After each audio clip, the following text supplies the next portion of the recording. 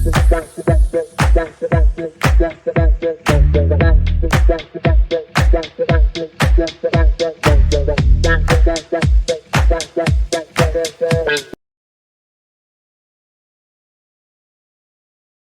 right, get ready, because today we are really going to dig in. Like, really dig into something I think we all could use a little help with sometimes. Figuring out the whole personal finance thing. Oh, yeah, for sure. We've all got bills to pay, goals we are trying to reach. And it can be tough to know where to even start sometimes. So that's what this deep dive is for. We've got a whole stack of research here, articles, expert advice. And our goal, like always, is to break it all down, make it easy to understand, so you can walk away feeling like, okay, I can actually do this. Exactly. We're going to look at it like a recipe, step by step. I love that. That's actually one of the sources we've got. Calls it like a financial recipe, which I just think is so smart because it takes away that kind of scary feeling, Like you don't have to be a financial genius to get this right. You just need the right ingredients, the right steps. Exactly. So let's talk about what some of those key ingredients are. When you think about building a solid financial plan, where do we even begin? Well, you always got to start with a good foundation. Right. It's like prepping your kitchen, getting everything organized before you start cooking. And in the financial world, that means figuring out your goals. What are you actually aiming for? But here's the thing. Don't just think like, oh, I want to be rich someday.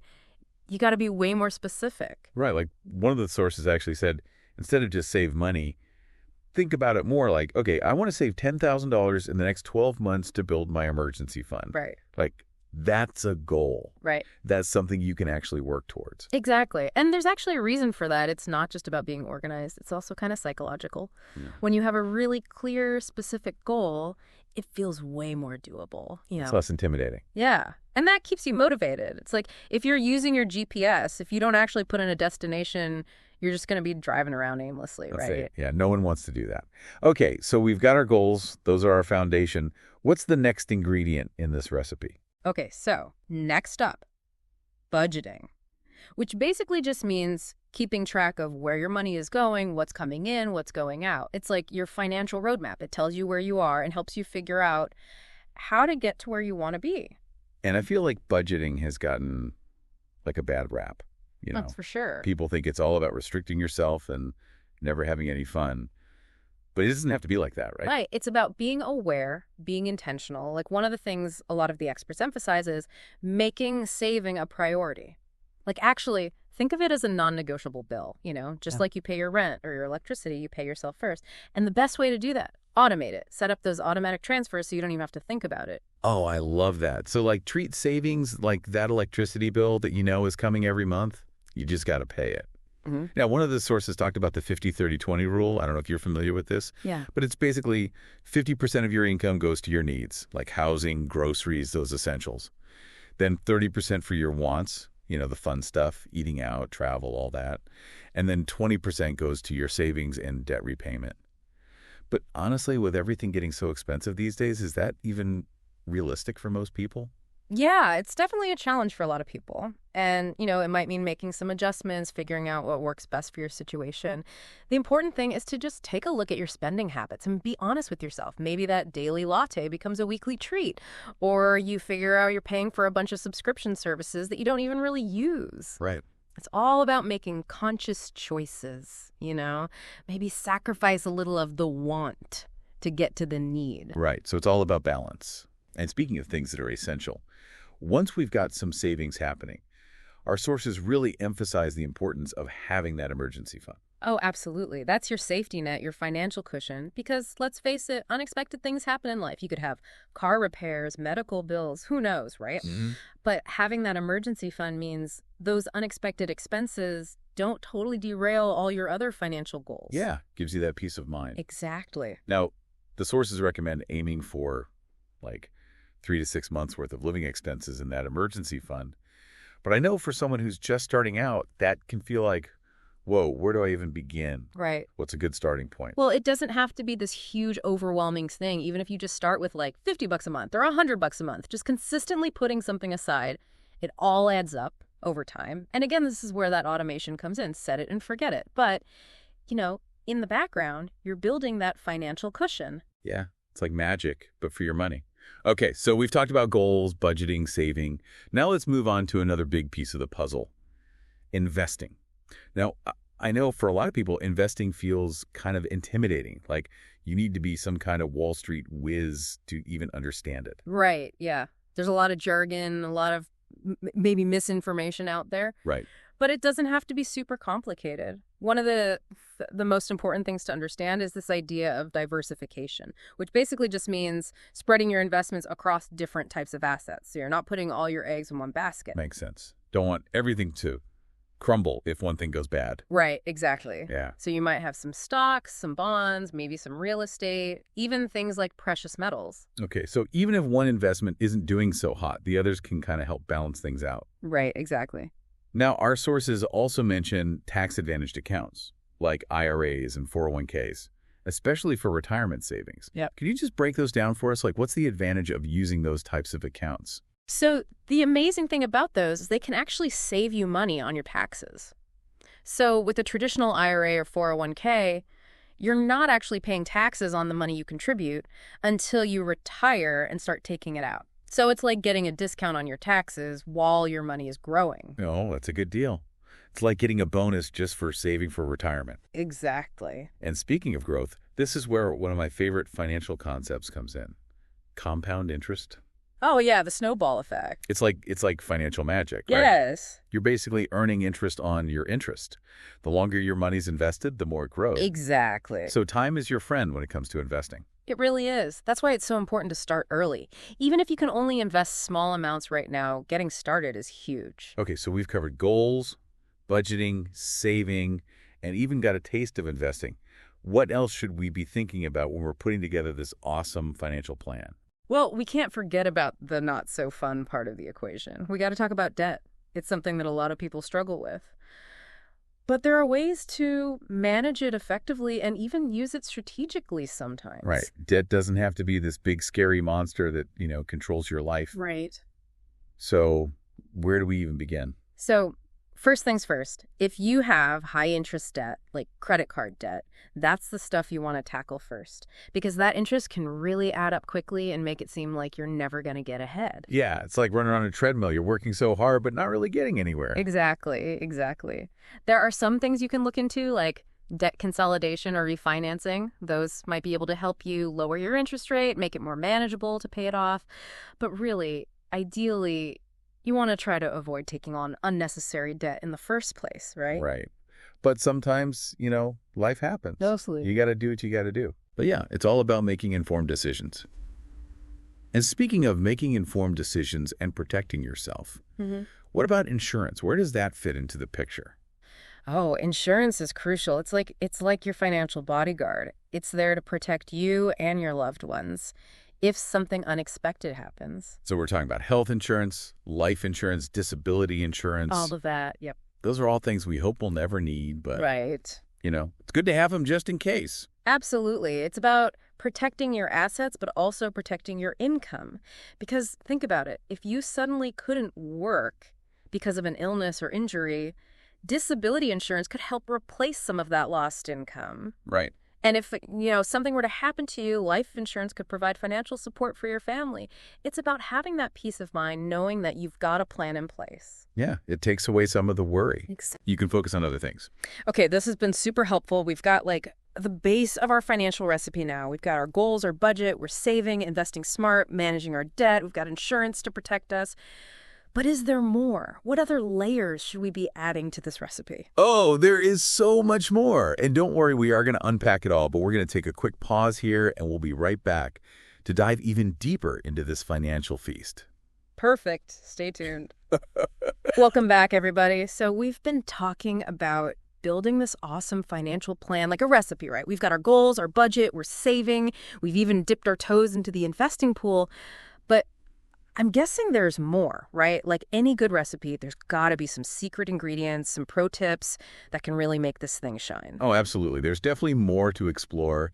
And just as importantly, there are some, I guess you could call them financial pitfalls, things you want to watch out for so you don't end up, with a financial recipe gone wrong. Oh, that's a good point. Like knowing what not to do is just as important as knowing what to do. So what are some of those big mistakes, those traps that people often fall into when it comes to money? Well, one that comes up a lot is not really understanding the impact of inflation, like how much stuff costs over time. Yeah, prices just keep going up. Exactly. And that means if you don't account for inflation, your money won't buy as much in the future as it does today. Right. So, like, if you're saving for retirement and you're not thinking about inflation, you might end up with less buying power than you thought you would. Exactly. You have to factor that in when you're figuring out how much to save and how to invest. So that's one biggie. Another one is this thing called lifestyle inflation. Lifestyle inflation. Okay, so is that like when you get a raise and suddenly you feel like you need to, like, upgrade everything, get a fancier car, bigger house, all that? You got it. That's a perfect example. As you start earning more, it's so easy to just start spending more. But that can really sabotage your long-term financial goals. You're not actually building wealth. You're just spending more to keep up with, well, yourself. Yeah, it's like you're on this treadmill, you're running faster, but you're not really getting anywhere. Exactly. So how do you avoid that? Well, it takes discipline. It's about being mindful of your spending, being intentional about what you're buying. Don't just automatically upgrade your lifestyle every time you get a little more money coming in. So it's about finding that balance, right? Enjoying your income, but also staying focused on those long-term goals. Right, exactly. Speaking of those long-term goals, our sources also talk a lot about, like, the dangers of chasing those quick returns when it comes to investing. Like, why is that such a bad idea? Because if something sounds too good to be true, it probably is. Those investments that promise you like crazy high returns in a short amount of time, they're usually super risky. Right. And you could end up losing a lot of money.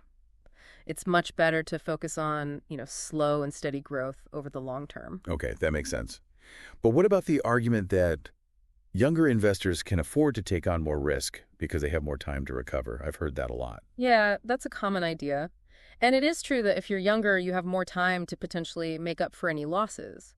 But no matter what your age, you always want to have a diversified portfolio that aligns with your risk tolerance, like how much risk you're comfortable with. So it's not just about age, it's also about your individual personality, how you feel about risk. Right, exactly. And regardless of age or risk tolerance, chasing those get-rich-quick schemes is pretty much never a good idea. Right. It's like gambling with your future. Yeah, pretty much. So what are some more proactive things that people can do to really set themselves up for success, financially speaking?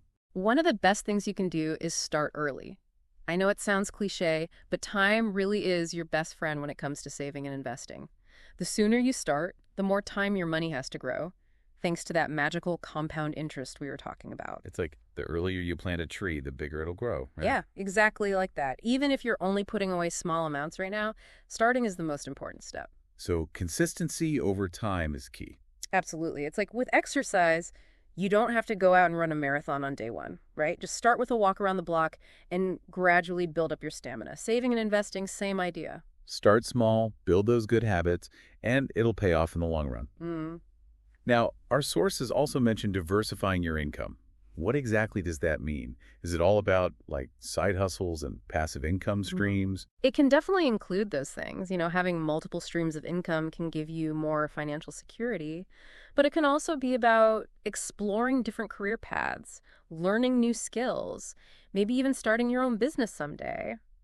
It's about not having all your eggs in one basket, so to speak, when it comes to how you earn money. That makes a lot of sense. Like, if one income stream dries up, you've got others to fall back on. Right, exactly. And thankfully, we live in a time where there's so much information and so many tools available to help people manage their money. Oh, yeah, absolutely.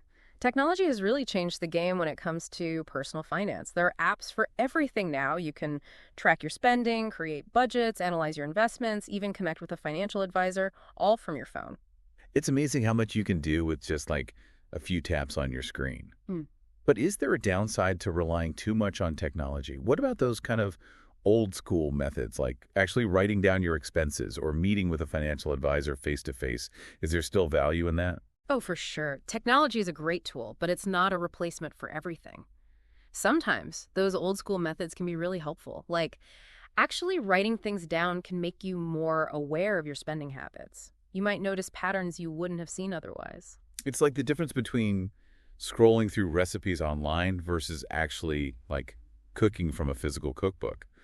Sometimes that hands-on experience just makes it stick more. Exactly. And while technology can provide a lot of information, it can't replace the value of personalized advice. Sometimes you need a human expert to look at your specific situation and give you tailored guidance. So when does it make sense to call in the financial cavalry? Like when should someone consider talking to a financial advisor? Well, if you're feeling overwhelmed or you're just not sure where to start, a financial advisor can really help. They can help you figure out things like retirement planning, saving for a big purchase, managing investments, all that stuff. And they can also help keep you accountable, make sure you're staying on track to reach your goals. It's like having a personal trainer, but for your money. Exactly. They can help you get in financial shape and stay there. All right, so we've covered a lot here. From avoiding those common pitfalls to embracing proactive strategies, we've got a pretty good financial recipe coming together, wouldn't you say? Absolutely. We've got all the key ingredients for a solid financial plan. But there's one more crucial element we need to add before we can truly call this recipe complete. Oh, okay, I'm intrigued. What's this final ingredient? The one that's really going to make this financial feast unforgettable. We'll get to that right after this. Stay with us. Okay, so we're back and we're almost done cooking up this amazing financial plan. We've got our goals, our budget, we're saving, investing, managing debt. We've even got insurance in place. But there was one final ingredient, right? The thing that really brings it all together. Right. It's like, you followed the recipe, you've got all the ingredients, but then you got to make sure you're tasting as you go, right? Yeah, making adjustments. Exactly. And in the financial world, we call that accountability and monitoring. Basically, it means checking in with yourself regularly to see how things are going, making sure you're on track. Okay, so it's not enough to just like set a plan and then just assume everything's going to magically work out. Yeah. You actually have to put in the work, stay engaged with it. Exactly. It's like you wouldn't just join a gym and then never go, right? Yeah, that wouldn't do much good. You got to actually show up, put in the effort, track your progress, make adjustments as needed. And your financial plan, same thing. You got to be actively involved. So our sources suggest like scheduling regular financial check-ins, maybe monthly or quarterly. What does it actually look like? What are you doing during those check-ins? It can be pretty simple, like sit down, review your budget, look at your account balances, how much you've saved, how your investments are doing. Are you sticking to your spending plan? Or have things kind of gone off the rails? Like a financial self-assessment, I guess. Yeah, exactly. It's a chance to celebrate your wins, like, hey, I stuck to my budget this month, or I hit my savings goal, but also a time to be honest with yourself about maybe where you could do better. Maybe there are areas where you need to make some tweaks to your strategy. And just like with any kind of self-assessment, it can be a little scary to really take a look at things. But ultimately, it's how we learn and grow, right? Right. And the more you do it, the easier it gets. And it just becomes this habit, this healthy habit that keeps you on track to reach those financial goals you set for yourself. And we've talked about a lot of the tools and resources that are available to help people with this, like budgeting apps, online calculators, even the option of, working with a financial advisor. Yeah. What are some other ways that people can kind of stay organized and hold themselves accountable? Oh, there are so many creative things you can do. Some people like to create a financial calendar, with reminders for when bills are due, when to review their investments, when to do those check-ins. Or you could even find an accountability partner, like a friend or a family member who also has financial goals. You can kind of support each other, keep each other motivated. Oh, I love that. Like a workout buddy, but for your finances. Exactly. You can celebrate milestones together, brainstorm ideas, just keep each other on track when things get tough. All right, so we've covered a lot of ground here. We've really broken down this whole idea of creating a financial recipe for success. What's one thing you hope people will really take away from this deep dive? I guess if there's one thing I really want people to understand, it's that financial success, it's not about luck. It's not about winning the lottery. It's about making smart choices, building good habits, and most importantly, staying engaged with your finances. It's not just a one-time thing. It's a journey, a lifelong journey. That's such a good point. And the good news is it's a journey that anyone can take. Yeah. You don't have to be a financial expert. You don't have to be rich. You just have to be willing to put in the work. Exactly. It's about making those small, consistent steps over time, and those steps add up. I love that. Small steps, big results. Well, I think we've given our listeners a lot to chew on today, a lot of delicious food for thought. I hope so. And hopefully they're feeling inspired, maybe even a little empowered, to take control of their finances and create that recipe for success that works for them. That's the goal. All right, well, that's it for our deep dive today. Thank you so much for joining us. Thanks for having me. And to all our listeners, remember, financial well-being is within your reach. Keep learning, keep growing, and we'll see you next time.